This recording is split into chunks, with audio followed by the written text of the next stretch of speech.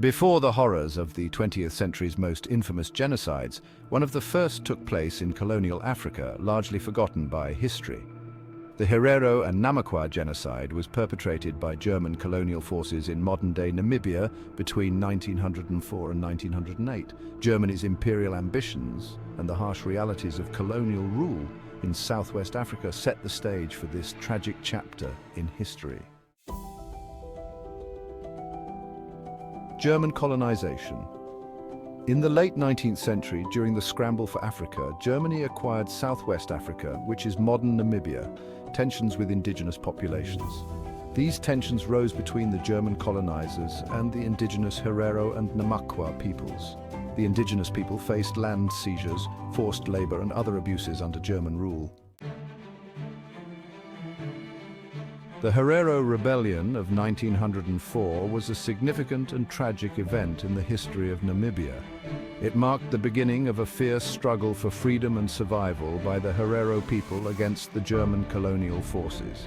The initial uprising of the Herero people was led by the courageous chief Samuel Maharero. He was a prominent figure who inspired his people to stand up against the oppressive colonial rule. The rebellion began as a desperate response to the increasing loss of land, cattle, and autonomy. The Herero people were being systematically stripped of their resources and rights, leading to widespread suffering and resentment. In response to the uprising, General Lothar von Trotha was dispatched by the German Empire to suppress the rebellion. His arrival marked a turning point in the conflict, as he was known for his ruthless military tactics. General von Trotha took a brutal and uncompromising stance against the Herero people. He believed in using extreme measures to crush the rebellion, which led to the infamous extermination order. Von Trotha issued an order stating that all Herero, regardless of age or gender, would be killed or driven out of the region. This order led to a horrific genocide where thousands of Herero people were massacred or forced into the harsh desert to die of starvation and thirst. The impact of this brutal campaign was devastating, leaving a lasting scar on the history of Namibia and the memory of the Herero people. The Battle of Waterberg in 1904 marked a pivotal moment in the Herero and Namaqua genocide. The Herero people, resisting German colonial rule, were outnumbered and outgunned by the well-equipped German forces. The battle was fierce, with Herero warriors fighting valiantly to protect their land and people. The Herero forces were decisively defeated, forcing thousands to flee into the harsh desert regions. The retreat was chaotic, with families torn apart and many left without food or water.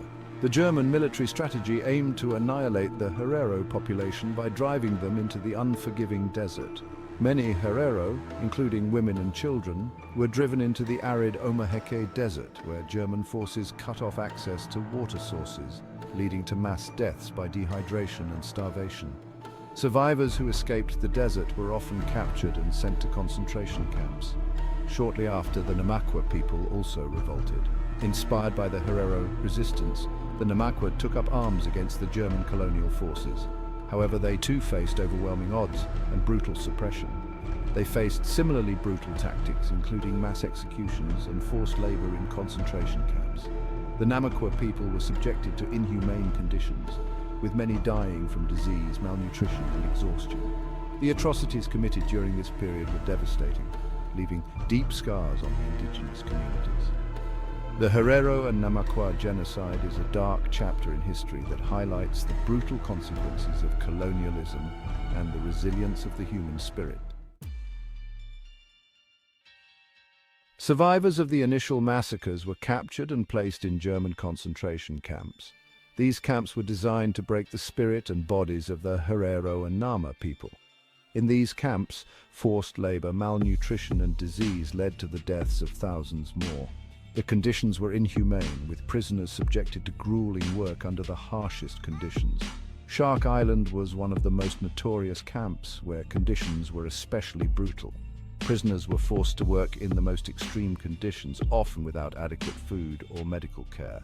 The grim realities of these camps draw chilling parallels to later genocides in the 20th century. The suffering endured by the Herero and Nama people is a stark reminder of the atrocities that can occur when humanity is disregarded.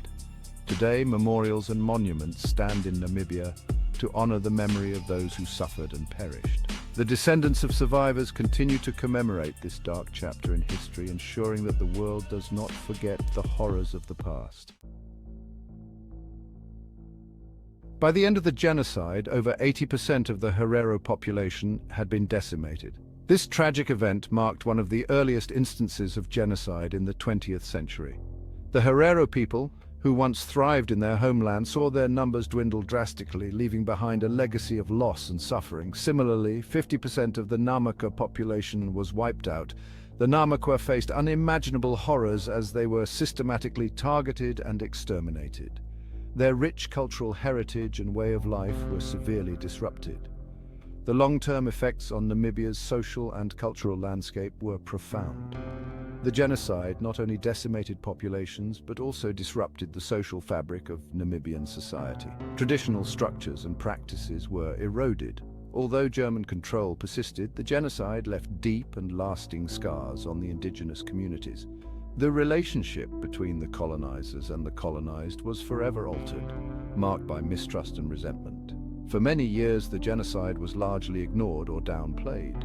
Historical accounts often omitted or minimized the atrocities committed. It wasn't until the latter half of the 20th century that scholars and activists began to shed light on this dark chapter of history. It wasn't until 2015 that Germany officially recognized it as genocide. This acknowledgement came after years of advocacy and pressure from both Namibian and international communities. The recognition was a significant step towards addressing the historical injustices. The ongoing debate over reparations has been a contentious issue. Many argue that financial compensation and other forms of reparations are necessary to address the long-term impacts of the genocide. Protests and legal battles have ensued. Germany's formal apology to Namibia and the descendants of the victims continues to this day. These gestures, while important, are seen by many as just the beginning of a longer journey towards reconciliation and healing. The legacy of the Herero and Namaqua genocide serves as a poignant reminder of the need for historical